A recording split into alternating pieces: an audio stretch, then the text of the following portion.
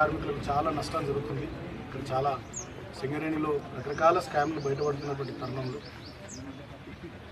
స్కామ్లు తప్ప స్కీములకు అవకాశం లేనటువంటి ప్రాంతంగా సింగరేణి మన ప్రాంతం తయారైపోయినటువంటి తరుణంలో వచ్చే మున్సిపల్ ఎన్నికల్లో భావసారూప్యత కలిగినటువంటి లౌకిక వాద శక్తులుగా పనిచేస్తున్నటువంటి ఒకే ఆలోచన విధానంతో ప్రజల కోసం కానీ సింగరేణి కార్మికుల కోసం కానీ ముందుకు పోతున్నటువంటి మనం కలిసి పనిచేద్దామని చెప్పి మేము అనుకోవడం జరిగింది.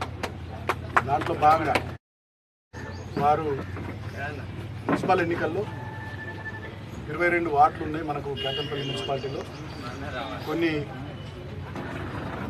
వార్డులు మీరు పోటీ చేయండి, కొన్ని వార్డులు మేము పోటీ చేస్తామని చెప్పండి. అంటే వాళ్ళు మరి మీరు ఎన్ని ఇస్తారు, ఏమిస్తారు, ఎట్లా అని చెప్పి వాళ్ళు అన్నారు. మీరు ఎన్నంటే అన్ని ఇస్తామని చెప్పి నేను చెప్పిన.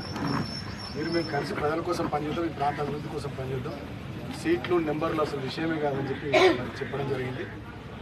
వారు కూడా నవ్వి అట్లా కాదు కానీ ఒక నెంబర్ చెప్పారని సీతారామయ్య గారు అంటే పెద్దలంటే 8 నుంచి 10 స్థానాలు అనుకుందాం.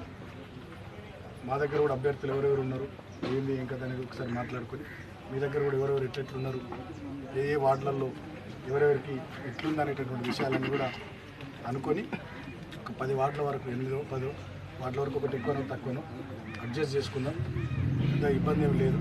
మాకు ఒక 2-3 వార్డులు తగ్గినా, మీకు ఒక 2-3 వార్డులు పెరిగినా పెద్దగా బాధపడం, కలిసి పనిచేద్దాం ప్రజల కోసం, ఈ ప్రాంతం కోసం అని చెప్పి మరి చెప్పడం జరిగింది. సో వారు కూడా అదే విషయాన్ని కూడా చెప్పినారు, సంతోషాన్ని వ్యక్తం చేసినారు.